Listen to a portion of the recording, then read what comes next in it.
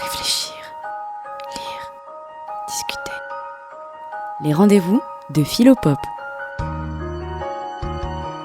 C'est le rendez-vous de Philopop sur Westrack Radio.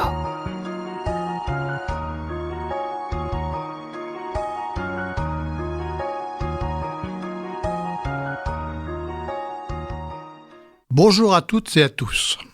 Je voudrais consacrer cette émission à la liberté de penser et m'interroger sur ses rapports avec la liberté d'expression. Et m'appuyer pour cette réflexion sur la lecture du célèbre opuscule du grand philosophe allemand Emmanuel Kant, qu'il fit paraître en 1784 dans une revue berlinoise, sous le titre « Qu'est-ce que les Lumières ? Was ist Aufklärung » en allemand. Alors pourquoi la liberté d'expression est-elle si importante ? En quoi est-elle nécessaire à la liberté de penser ? Est-ce que celle-ci ne pourrait pas s'en passer ? Telles sont les questions que nous allons examiner. Mais d'abord, de quoi parle-t-on quand on parle de liberté d'expression et de liberté de penser ? La liberté d'expression, c'est la liberté d'exprimer sa pensée, oralement, par écrit, par toutes sortes de signes, liberté de l'exprimer et de la communiquer aux autres, pas seulement en privé, à des proches ou à des amis, mais publiquement, à tous ses concitoyens, et même au-delà, à tous les hommes. Sans avoir à craindre la violence de ceux qui sont en désaccord avec elle, sans avoir à craindre non plus la censure ou la répression d'un pouvoir politique à qui elle déplaît et qui la sanctionne comme un délit ou un crime. Elle est ainsi un droit garanti par la loi dans un État qui respecte la Déclaration des droits de l'homme et du citoyen de 1789, dont l'article 10 stipule, je cite, « Nul ne doit être inquiété pour ses opinions, même religieuses, pourvu que leurs manifestations ne troublent pas l'ordre public établi par la loi. » Alors, on dira peut-être que si ce droit n'est pas reconnu et garanti, le pouvoir politique pourra me faire taire, mais il ne pourra pas m'empêcher de penser ce que je pense. Il pourra contraindre un homme, par la force ou la menace, de dire ce qu'il veut entendre de sa bouche, mais il ne pourra pas le contraindre de penser comme il veut. La liberté de penser est une liberté intérieure, inaccessible au pouvoir, que le pouvoir ne peut enlever à un homme. C'est une liberté qu'aucune contrainte extérieure ne peut l'empêcher d'exercer en son fort intérieur. Dès lors, peut-on considérer que la liberté d'expression est indispensable à la pensée ? Celle-ci a-t-elle besoin de la liberté d'expression pour exister et s'exercer ? En outre, comme on peut le remarquer, un homme peut vivre dans un État où la liberté d'expression est garantie par la loi, où aucune censure ne lui interdit de publier ce qu'il veut, et pourtant n'être pas le moins du monde libre dans ses pensées, mais se trouver au contraire esclave de préjugés. Le problème est donc celui de savoir ce qui fait qu'un homme est réellement libre de sa pensée, ce qui fait qu'il est réellement l'auteur de sa pensée, et n'est pas seulement captif d'opinions toutes faites qu'il reproduit, sans s'en rendre compte. Peu importe donc, à première vue, qu'il ait ou non le droit d'exprimer comme il veut ses opinions. La difficulté est ici qu'on estime penser librement quand on exprime ce que l'on appelle ses opinions personnelles, et qu'on ne se rend pas compte qu'elles n'ont au contraire rien de personnel, et témoignent plutôt d'une soumission à des autorités extérieures. Ces pensées qui sont en nous, que nous croyons venir de la seule activité de notre pensée, ces pensées sont pour la plupart des pensées qui en réalité ont été faites sans nous, des pensées héritées qui nous viennent des autres. Elles méritent ainsi le nom de préjugés. Préjugés, ce qui a été jugé avant moi, et donc sans moi, et auquel je donne mon assentiment sans en juger. Comment expliquer que nous soyons ainsi dépendants et passifs, alors même que nous prétendons penser librement? L'explication nous est donnée par le grand philosophe Descartes, au début de la deuxième partie de son discours de la méthode, où il écrit ceci: « Nous avons été enfants avant que d'être hommes, et il nous a fallu longtemps être gouvernés par nos appétits et nos précepteurs. » Nos précepteurs, nos éducateurs. L'enfant étant incapable d'exercer sa raison pour discerner par lui-même le vrai du faux, est condamné à croire d'abord ce que lui dictent ses appétits et ses éducateurs. Si l'enfance était seulement un âge qui cesse dès que nous devenons adultes et que nous sommes en mesure d'exercer notre propre raison, elle ne poserait pas problème. Mais le problème est qu'elle est un âge qui se prolonge au-delà de lui-même, dans notre vie d'adulte. Ayant pris l'habitude de nous fier à nos appétits et à nos précepteurs, comme le dit Descartes, eh bien nous persistons à croire ce qu'ils nous ont enseigné, alors même que nous disposons pourtant de la raison pour en juger par nous-mêmes. Et nous prenons l'habitude aussi de ne pas faire usage de la raison. Or, si l'on veut apprendre à distinguer le vrai d'avec le faux, afin, comme l'écrit Descartes, je cite, « de voir clair en ses actions et marcher avec assurance en cette vie », eh bien, il est nécessaire de prendre la décision de ne plus se contenter de croire et de se défaire de l'habitude des préjugés qui s'est enraciné en nous depuis l'enfance. Pour le dire autrement, il est nécessaire d'effacer les traces de ce mauvais départ que constitue l'enfance. Il est nécessaire de se reprendre en main et de recommencer tout à zéro en s'entraînant à bien exercer sa raison, en apprenant à en user méthodiquement, notamment par la mise en œuvre d'un doute radical et méthodique qui permettent de se libérer de ses préjugés afin d'établir par soi-même une vérité indubitable. Une vérité indubitable, c'est-à-dire une vérité dont je ne préjuge pas. Une vérité que je suis parfaitement capable de maîtriser et de connaître et de comprendre par les seules ressources de ma raison.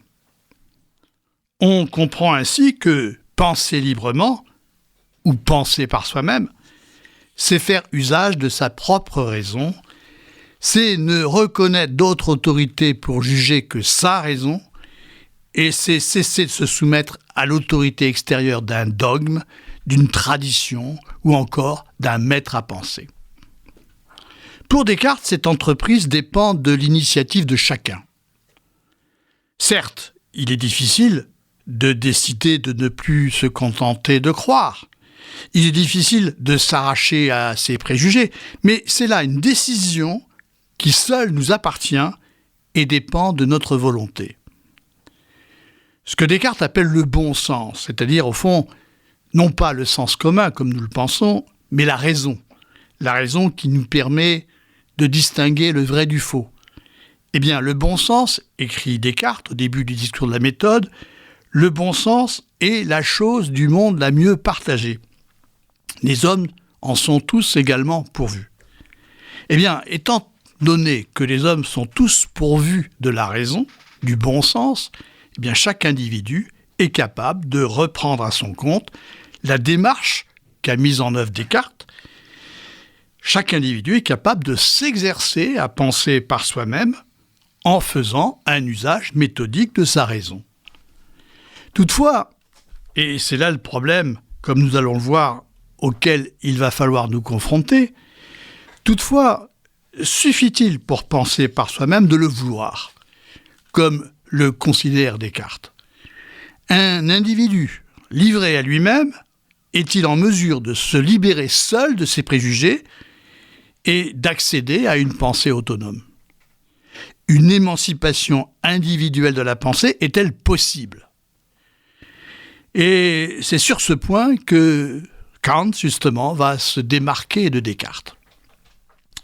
Il n'exclut pas cette possibilité, mais il souligne son caractère exceptionnel et largement improbable pour la grande majorité des hommes. Ainsi, comme il va le montrer dans son opuscule de 1784, Qu'est-ce que les Lumières ? Si les hommes ne sont pas aidés par ce processus collectif que l'on appelle les Lumières, eh bien ils ne pourront pas, pour la plupart, opérer ce travail d'émancipation. Comme on aura l'occasion de le comprendre, les Lumières sont ce processus, ou si l'on veut ce mouvement, par lequel des hommes instruits, en communiquant leurs pensées, permettent à d'autres hommes d'exercer leur propre raison et de s'affranchir ainsi de leurs préjugés.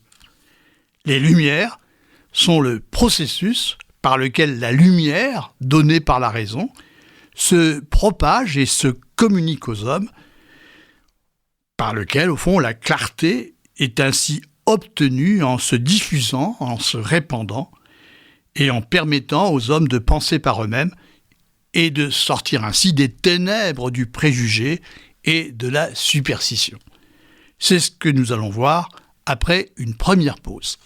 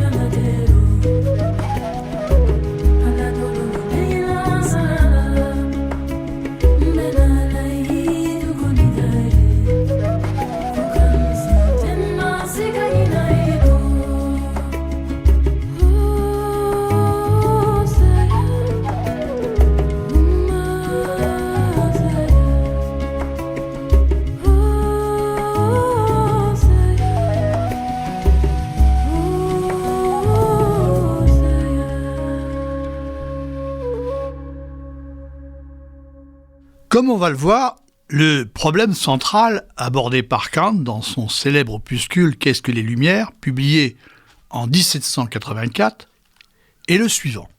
Comment l'homme peut-il accéder aux Lumières ? Comment l'humanité peut-elle sortir de la nuit des préjugés pour accéder à la lumière de la raison, c'est-à-dire à une pensée libre ? La lecture de l'opuscule de Kant va nous montrer que sans liberté d'expression, sans liberté de communiquer ses pensées, la liberté de penser est quasi nulle. Quelques mots rapidement d'abord sur les circonstances qui ont conduit Kant à rédiger cet opuscule. Il serait beaucoup trop long d'évoquer dans cette émission la vie et l'œuvre d'Emmanuel Kant, l'un des plus grands philosophes qui ait existé. Disons simplement qu'il est né en 1724 à Königsberg et qu'il est mort en 1804 à Königsberg. Il n'a jamais quitté cette ville, qui est située alors en Prusse orientale et qui se trouve aujourd'hui en Russie, sous le nom de Kaliningrad. Il est né sous le règne de Frédéric Guillaume Ier, qu'on appelait le roi sergent, car il fonda et organisa l'armée prussienne, et auquel succéda en 1740 son propre fils, Frédéric II le Grand, né lui en 1712 et mort en 1786. Les années 1740-1770 sont l'apogée des Lumières en Prusse. Je rappelle qu'on désigne par là ce mouvement de diffusion des connaissances et des savoirs critiques qui permet l'émancipation des esprits. Alors en 1784, date de la parution de l'opuscule de Kant, c'est la fin du règne de Frédéric II. Il a 72 ans et les Lumières sont attaquées de toutes parts en Prusse par les milieux conservateurs. Le successeur de Frédéric II, son neveu Frédéric Guillaume II, fera tout pour les détruire. À l'aide de ses ministres, il mènera une politique d'intolérance à l'égard de la presse et plus généralement à l'égard de toute vie intellectuelle et religieuse.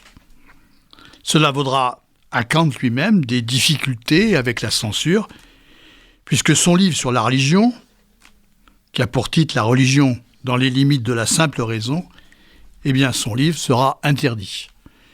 Il retrouvera sa liberté d'écrire et de publier en 1797 à la mort de Frédéric Guillaume II. Alors, la fin de l'opuscule de Kant est un hommage à Frédéric II. C'est un hommage qui pourrait surprendre si on ignore le contexte historique et les circonstances de sa rédaction. Kant écrit notamment, je cite, « Si donc on demande « Vivons-nous maintenant dans une époque éclairée ?» La réponse est non, mais bien dans une époque d'accession aux Lumières. Et plus loin, il félicite Frédéric II de s'être fait un devoir en matière de religion, de ne rien prescrire aux hommes et de leur laisser tout au contraire dans ce domaine une entière liberté. Une entière liberté, et puis aussi, il reconnaît à Frédéric II le mérite d'avoir laissé chacun libre de se servir de sa propre raison dans tout ce qui est affaire de conscience. Fin de citation. Alors, est-ce qu'on doit lire dans ces propos une trace d'admiration pour un despote éclairé ? C'est la question qu'on peut se poser et à laquelle il faut d'ici répondre par la négative. Que Frédéric II soit ce qu'on appelle un despote éclairé, c'est indiscutable. C'est le type même d'un monarque absolu, plus puissant dans son royaume que ne le fut Louis XIV. Car rien ne limite son pouvoir absolu. Il est parvenu à abaisser l'aristocratie qui exerçait un certain pouvoir en Prusse. C'est un puissant chef de guerre qui construit une armée puissante et disciplinée et dont les visées sont clairement impérialistes. Il annexe notamment la Silésie et son objectif est de faire de la Prusse une grande puissance européenne, ce à quoi il parvient. Ce n'est certes pas pour cette raison que Kant en fait l'éloge. Frédéric II n'est pas loué pour avoir été un despote, même éclairé, mais parce que, éclairé en effet, il a su de lui-même limiter son despotisme et permettre la libre critique de la législation en vigueur et de l'Église. Et Kant le remercie de ne pas s'être mêlé de penser à la place de son peuple et d'avoir laissé à ses sujets le soin de penser et de raisonner librement à la seule condition qu'ils obéissent à son pouvoir. Et comme on l'a vu, Kant ne dit pas que le siècle de Frédéric II est le siècle des Lumières, mais c'est le siècle où commence l'accession aux Lumières. Alors pourquoi ? Pourquoi cette caractérisation ? Eh bien parce que les conditions institutionnelles que Frédéric II a permises permettent au fond la liberté d'expression et favorisent ainsi le développement des Lumières. Bien sûr, rien n'est gratuit. Le despotisme de Frédéric II a besoin des Lumières comme moyen de sa propagande. C'est une façon pour lui de s'assurer l'alliance des meilleurs esprits de toute l'Europe, que de leur donner la liberté de publier et d'accroître ainsi, par ce moyen, le prestige de son royaume. C'est ainsi qu'il correspond avec Voltaire, qu'il le fait venir à sa cour, qu'il rédige lui-même un livre qui a pour titre « L'anti-Machiavel ».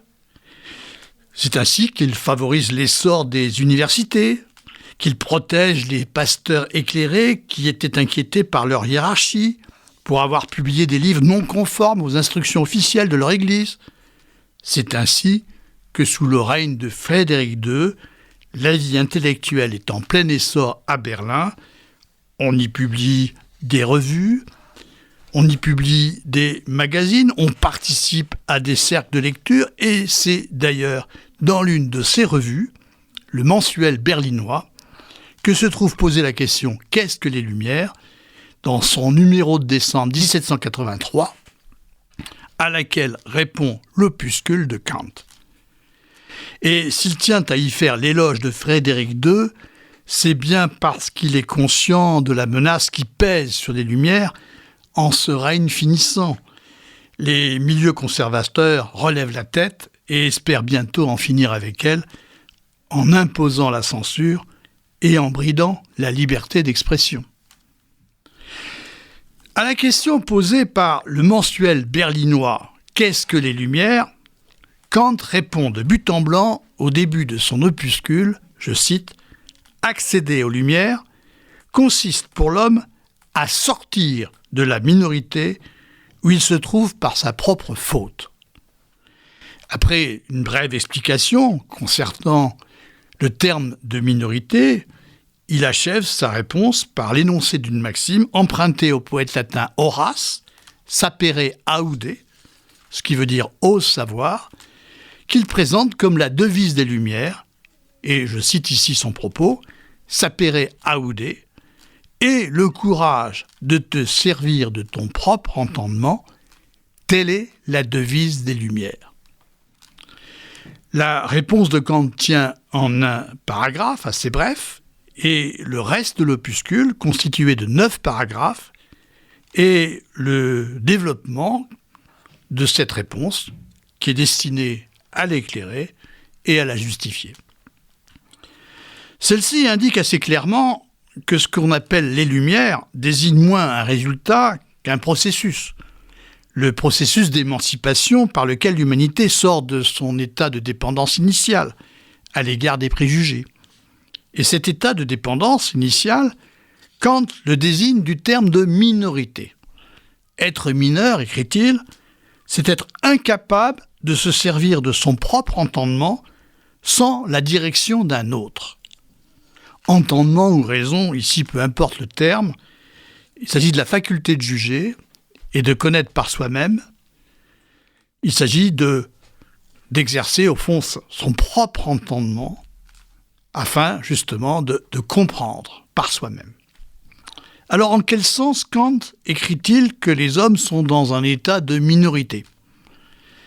Il ne faut pas entendre ici ce terme au sens où nous l'entendons ordinairement, comme un état de protection juridique qui concerne un être humain qui n'est pas encore capable de prendre par lui-même les décisions qui conviennent à la conduite de sa vie et doit être prise en charge par un autre que l'on appelle un tuteur, comme c'est le cas des enfants ou parfois de personnes âgées qui ont perdu leurs facultés. Kant ne parle pas ici de minorité et de majorité au sens juridique, mais de manière générale, comme l'état d'autonomie ou de dépendance dans lequel se trouve un homme. Un homme majeur, c'est un homme qui se montre capable de décider de lui-même de ce qu'il a à faire ou à être. Il n'est pas majeur simplement parce qu'il a mûri biologiquement, et c'est là d'ailleurs toute la différence entre l'humanité et la nature des autres êtres vivants, comme les plantes et les animaux. L'homme n'est pas, comme eux, gouverné par les seuls instincts naturels. Il a à se gouverner lui-même, et c'est en cela que consiste la liberté.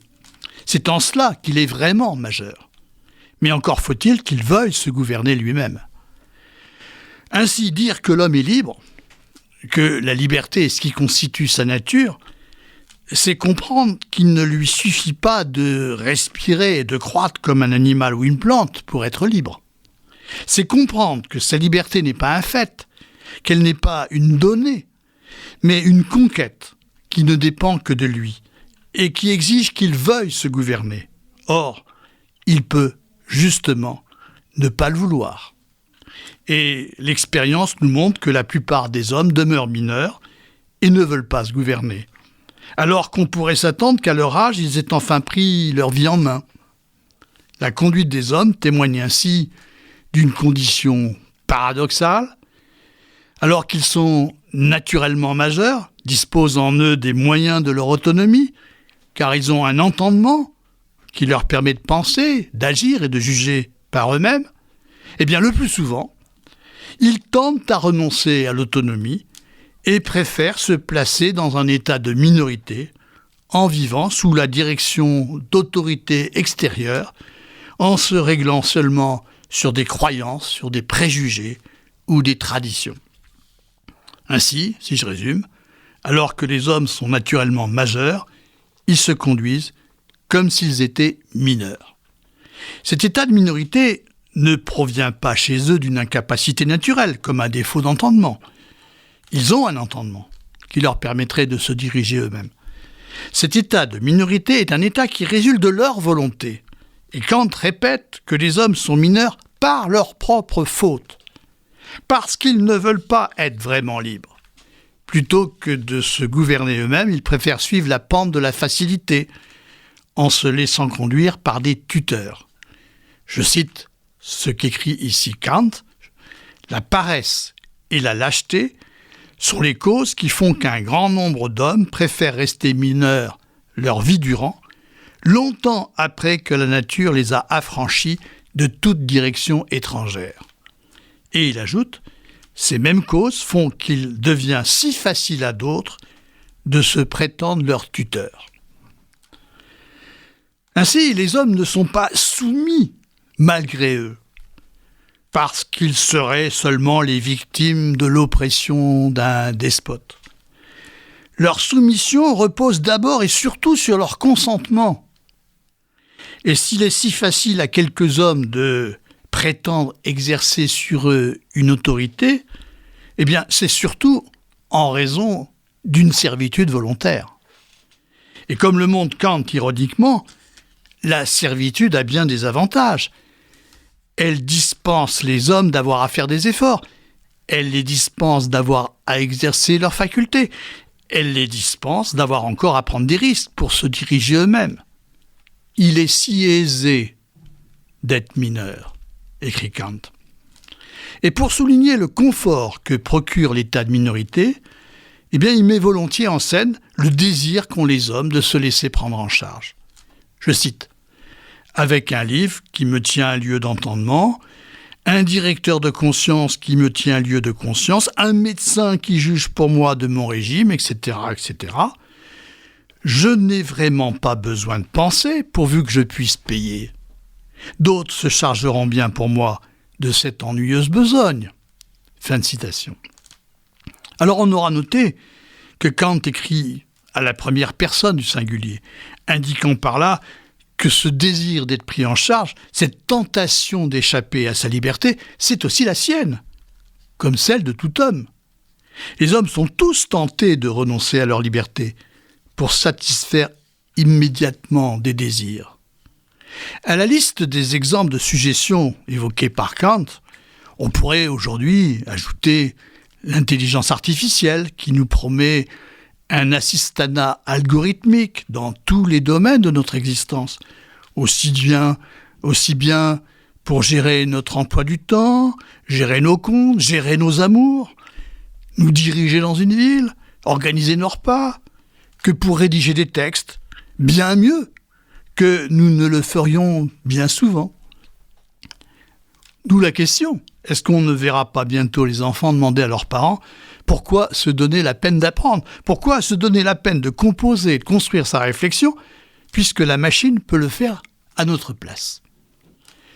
Toujours est-il que, comparé aux facilités et aux agréments que procure cette mise sous tutelle, la liberté apparaît comme quelque chose de bien pénible et de bien difficile, et même de périlleux.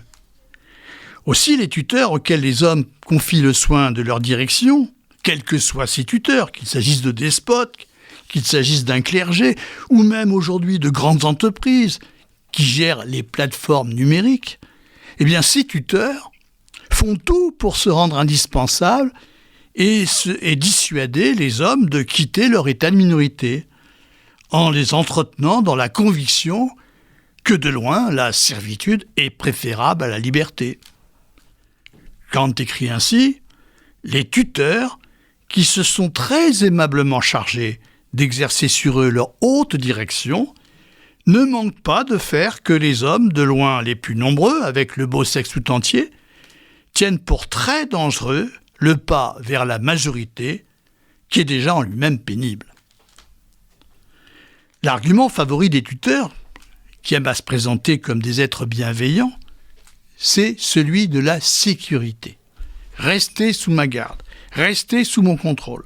Ne sortez pas du périmètre que j'ai tracé autour de vous, sinon vous serez en danger.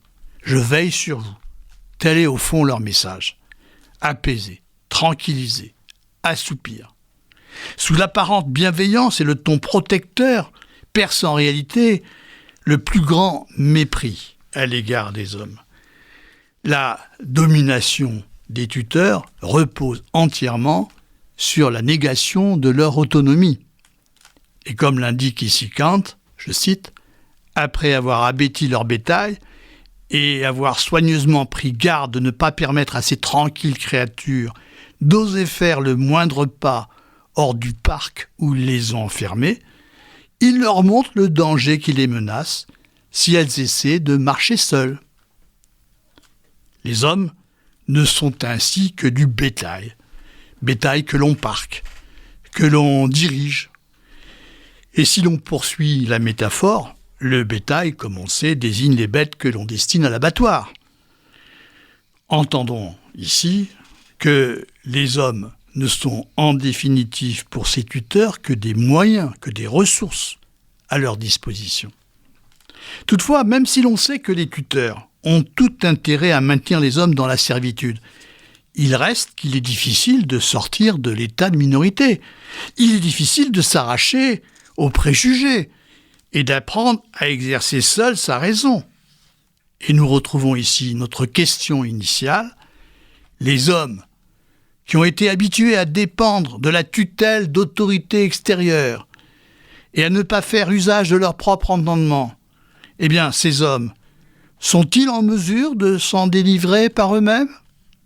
En voulant se libérer, ne risquent-ils pas, au contraire, d'essuyer bien des échecs et de tomber dans bien des déboires ? C'est à cette question qu'il nous faudra répondre après une seconde pause.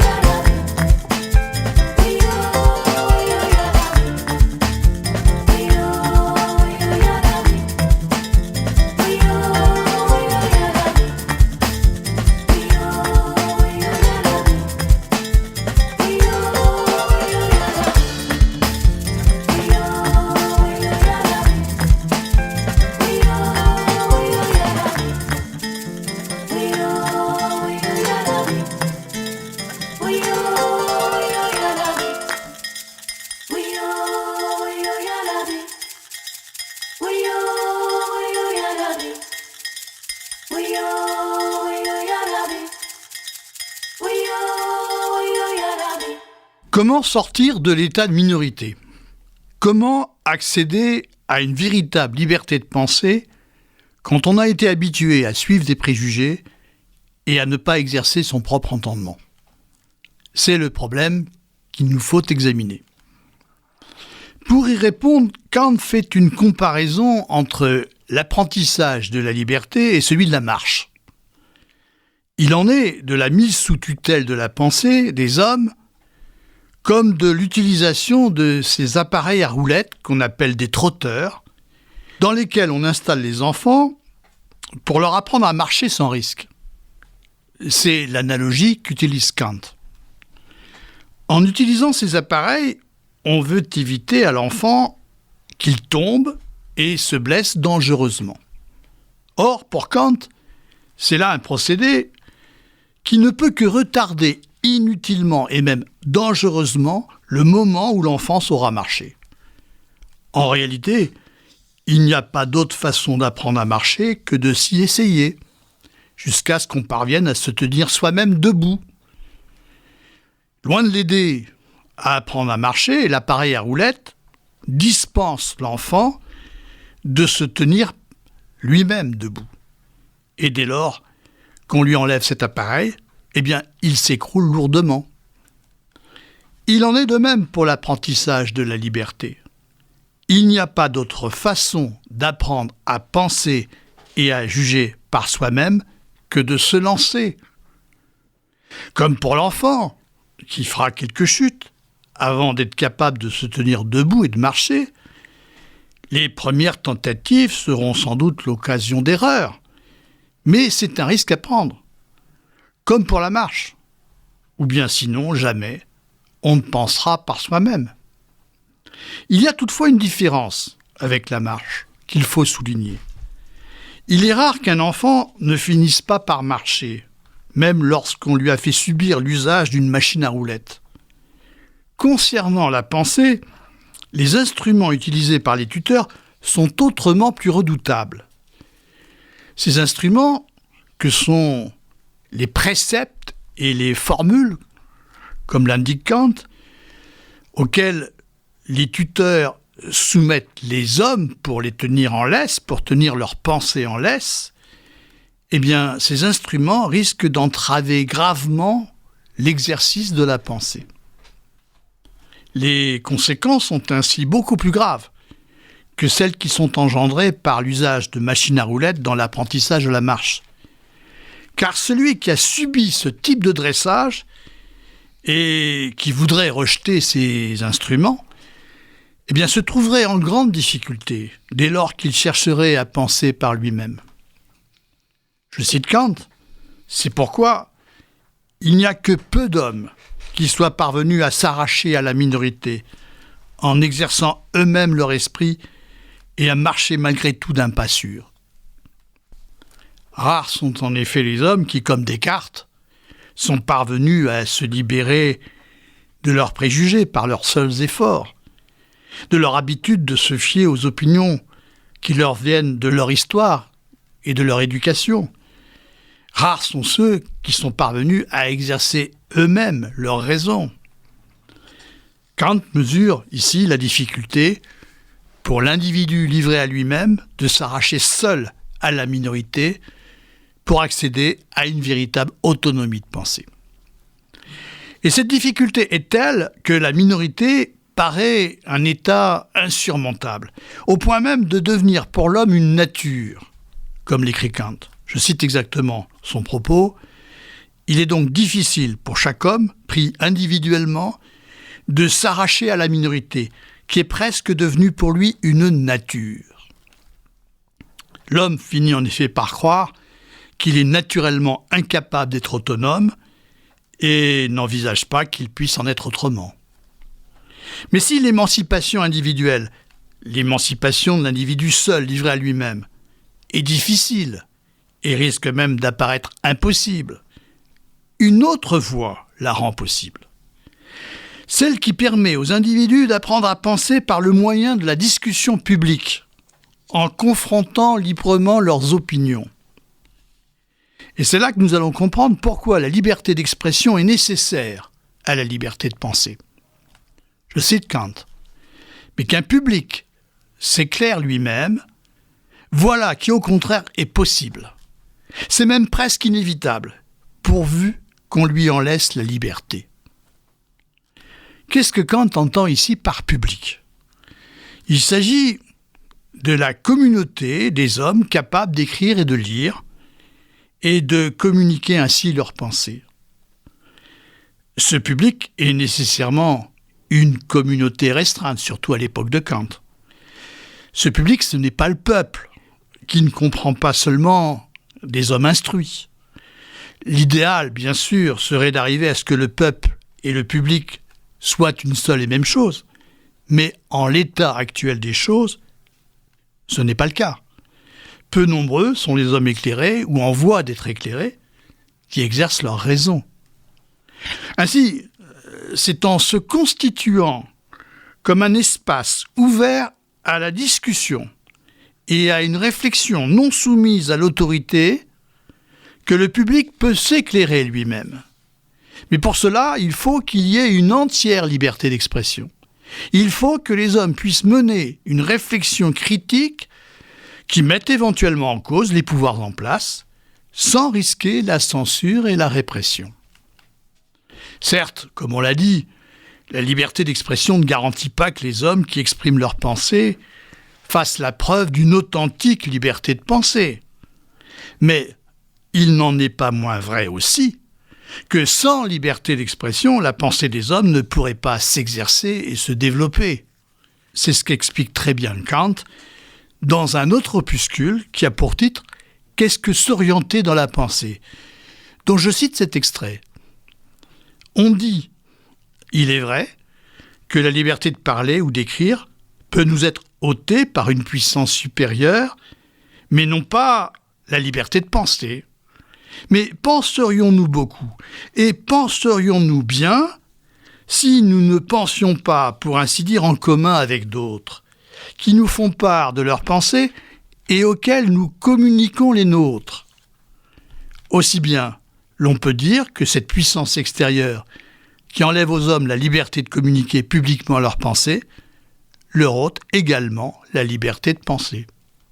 Fin de citation. Autrement dit, la liberté d'expression est indispensable à la liberté de penser qui, sans elle, resterait extrêmement limitée. En conséquence, toute atteinte à la liberté d'expression est inévitablement une atteinte à la liberté de penser. La communication des pensées est essentielle à la formation intérieure de la pensée des hommes. Par formation de la pensée, comprenons bien, il ne s'agit pas de l'inculcation de la pensée des autres, ce qui reviendrait à l'acquisition de préjugés. Mais il faut comprendre que nous avons besoin de mettre notre pensée à l'épreuve du jugement des autres pour nous assurer de la vérité de notre propre jugement et apprendre à penser par nous-mêmes. En matière de vérité, c'est à chacun de juger selon son propre entendement. Il ne peut aucunement s'agir de se conformer à l'opinion d'autrui. Mais consulter le jugement des autres ne veut pas dire qu'on s'y range par avance et qu'on renonce à juger par soi-même. La vérité, on le sait, n'est pas une affaire de suffrage. Elle dépend de critères universels, de critères rationnels que l'on met en œuvre en exerçant notre pensée. Ainsi, un énoncé est vrai parce qu'il peut être établi par la raison et qu'il vaut pour tout homme qui exerce sa raison. Mais que nous ayons besoin de communiquer nos pensées pour les mettre à l'épreuve du jugement des autres et que nous mettions nous-mêmes à l'épreuve les pensées qui nous sont communiquées par les autres, cela montre que nous avons besoin de cette épreuve pour former et développer notre pensée. Cela signifie que la liberté d'expression est essentielle à la recherche de la vérité. Nous avons besoin de nous confronter aux objections des autres. Nous avons besoin de la possibilité d'être réfutés pour construire notre pensée. Sans discussion, la vérité ne peut pas avancer. Dès lors qu'on lui laisse la liberté d'expression, il est inévitable, selon Kant, qu'un public accède aux Lumières. Si on laisse les hommes instruits publier leurs jugements, alors, peu à peu, on verra les hommes s'éclairer par la lecture de leurs œuvres. On s'étonnera peut-être que dans son opuscule, Qu'est-ce que les Lumières, Kant n'évoque pas l'école, qui paraît pourtant comme le lieu où, par excellence, on instruit les enfants, en leur apprenant à exercer leur propre raison pour juger par eux-mêmes. Pourquoi cette absence ?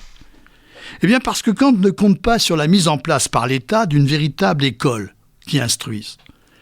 Il sait que les chefs d'État, comme il l'explique dans son traité sur l'éducation, il sait que les chefs d'État, je cite, ne considèrent leurs sujets que comme des instruments pour leurs desseins et n'admettent en conséquence de dépenser de l'argent pour l'école que dans la mesure où cela leur est utile, que dans la mesure où l'école sert à former leurs sujets pour des compétences qui puissent leur servir, pas pour former des citoyens libres qui deviendraient capables de faire la critique de leur politique. C'est pourquoi Kant mise bien davantage sur la liberté d'expression pour constituer un public capable de juger, un public qui, grâce à la diffusion des Lumières, pourra de plus en plus s'élargir. La clé de l'émancipation réside ainsi dans ce que Kant appelle la publicité.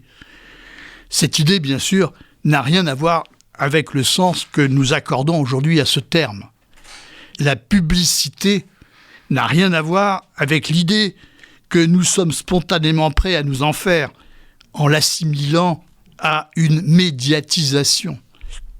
La médiatisation consiste à faire passer un message par des techniques qui excluent le libre jugement et prennent appui avant tout sur les croyances en cours, afin de séduire, afin d'obtenir l'accord d'un public passif. Il ne s'agit pas de convaincre par le raisonnement, par le moyen d'une discussion. Il s'agit, plus exactement, de persuader efficacement par des messages bien ciblés, par des punchlines, par des éléments de langage, en jouant avant tout sur des ressorts affectifs et sur des images convenues. La publicité, pour Kant, n'a rien à voir avec cela. Elle est aux antipodes du sens que nous donnons aujourd'hui à ce terme, où la publicité relève plutôt des techniques de conditionnement et de séduction. Donc l'idée de publicité part du principe que la vérité se propage d'elle-même du seul fait qu'elle paraît à des hommes qui la comprennent, en tant qu'ils font usage de leur raison. Pour propager les Lumières, écrit Kant, il n'est rien requis d'autre que la liberté. Il n'est pas besoin d'artifice, il n'est pas besoin d'une technique, il n'est pas besoin d'un dispositif particulier. Il suffit que les hommes puissent faire usage librement de leur raison en publiant des livres ou des articles et qu'il n'y ait aucune censure qui empêche le public de les lire.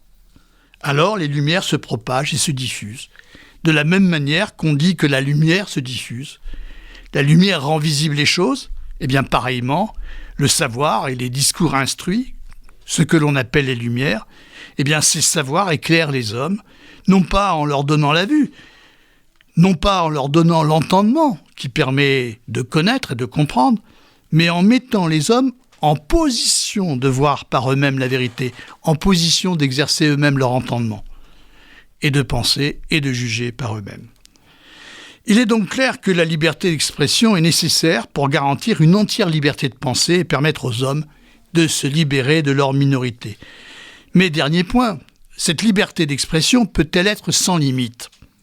Est-elle le droit de s'exprimer sans limite et en toute occasion ?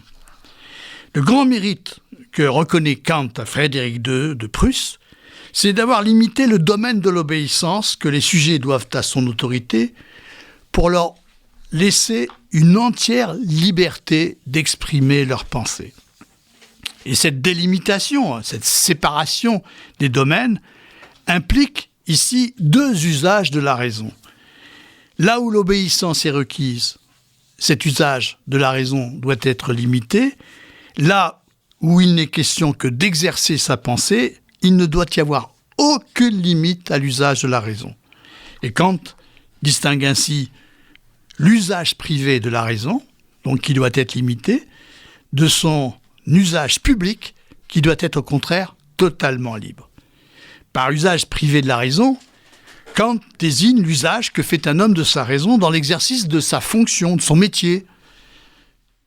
Il cite 3 exemples. Celui d'un officier dans une armée, celui d'un fonctionnaire des finances, celui du prêtre d'une église. Chacun, dans l'exercice de sa fonction, exerce sa raison. Ainsi, c'est en faisant usage de sa raison que l'officier exécute un ordre qu'on lui donne. Il lui faut sa raison pour remplir sa fonction. Et mieux il est capable d'user de sa raison, plus il est intelligent et compétent, et mieux, ici, il remplit sa fonction. Mais l'usage qu'il fait de sa raison est privé, en ce qu'il l'exerce dans le cadre et les limites de sa fonction. Et cet usage est ainsi limité. L'officier ne peut pas raisonner jusqu'à discuter du bien fondé de l'ordre qu'il a reçu ou de la tâche qu'il a à accomplir. Et de manière générale, en tant que les hommes exercent une fonction ou un métier dans une société donnée, eh bien, ils sont comme les rouages d'un vaste mécanisme social qui assigne à chacun un poste ou une place précise. Or, si les uns et les autres se mettaient à discuter de la fonction qu'ils occupent au moment où ils doivent l'exercer, si chacun délibérait à tout moment du bien fondé de la tâche qu'il doit effectuer, la machine sociale ne pourrait pas fonctionner. Voilà pourquoi chacun est astreint, dans l'exercice de sa fonction, à faire un usage limité de sa raison et à ne l'exercer que pour effectuer la tâche qui est la sienne. À l'inverse, tout citoyen peut, en tant qu'homme, discuter du bien fondé de la politique du gouvernement de son pays. En tant qu'homme, par exemple, l'officier peut s'interroger sur la stratégie adoptée par les généraux et la mettre en cause. Et en s'exprimant ainsi, il ne fait pas un usage privé de sa raison. C'est-à-dire en tant qu'il est un officier qui exerce dans les limites d'une fonction, mais il s'exprime en tant qu'il est un homme qui dispose, comme tout homme, de la raison, en tant qu'il est, comme tout homme, capable de juger et de savoir. Il fait alors un usage public de sa raison, en s'exprimant par exemple dans un article de journal destiné à un public de lecteurs. La liberté d'expression ne doit donc avoir ici aucune limite en tant qu'elle garantit l'usage public de la raison. Cela ne veut bien sûr pas dire qu'elle autorise à publier n'importe quel écrit qui appellerait par exemple à la haine ou au meurtre. Mais tout homme peut exprimer publiquement une critique des institutions et des lois de son pays et demander des changements et des améliorations sans risquer d'être censuré ou réprimé. Pour prendre un exemple, je peux exposer publiquement mon jugement sur le système fiscal en France. Je peux dire qu'il est particulièrement injuste, qu'il ne fait pas payer suffisamment en proportion les gens très riches, sans que personne n'ait le droit de m'empêcher de le dire, pourvu qu'en tant que contribuable, je paye mes impôts comme le veut la loi fiscale en vigueur, dont je demande le changement. Comme homme qui raisonne et qui s'adresse à tout homme qui exerce sa raison, eh bien je peux ainsi m'exprimer publiquement et faire valoir mon opinion sur le système fiscal ou encore sur la politique extérieure de mon pays. Mais si je suis par exemple fonctionnaire des finances, je n'ai pas à faire valoir mon opinion sur la loi fiscale dans le cadre de ma fonction. J'ai une obligation de réserve. Je suis tenu ici à un usage privé de ma raison qui est nécessairement limité. Alors pour conclure, si je formule le problème auquel on est confronté et qui peut nous paraître au départ insoluble, quel est-il ? Et en quoi Kant permet-il de concevoir sa solution ? Ce problème est le suivant. Comment assurer la liberté d'expression, liberté sans laquelle la liberté de penser n'est rien ? Comment assurer cette liberté sans qu'elle menace la société et la paix civile, sans qu'elle nuise à son fonctionnement ? Comment assurer cette liberté sans que cette liberté ne soit à la distance de tout dire en toutes circonstances au risque de nuire à la société ? Comme le montre Kant, ce problème n'est pas insoluble. Si l'on distingue clairement les domaines, le domaine de la liberté de penser et celui de l'obéissance civile, domaine qui implique chacun deux usages différents de la raison. Qu'il soit nécessaire d'obéir n'implique pas que les hommes doivent se taire et renoncer à penser. Cela n'implique pas qu'il leur soit interdit d'examiner par la raison les lois et les institutions auxquelles ils obéissent. Et loin de menacer la paix civile, le libre examen par la raison des lois existantes peut déboucher, tout au contraire, sur des réformes qui les améliorent s'il parvient à s'exprimer publiquement. Le seul vrai moyen d'assurer un ordre politique, c'est d'obtenir un consentement libre et éclairé. Ce n'est pas de l'imposer par la force en faisant taire les hommes. Quand les domaines sont confondus, quand un pouvoir politique censure et punit les opinions qui lui déplaisent, quand il bâillonne la critique, eh bien il fait preuve surtout de sa fragilité. Mais le plus grave est surtout qu'en procédant ainsi, il porte atteinte gravement à la liberté de pensée des hommes, qui est la clé de tout progrès. Chers auditeurs de Westrack, je vous remercie de votre écoute et de votre attention. L'émission est maintenant terminée et je vous dis à bientôt en septembre.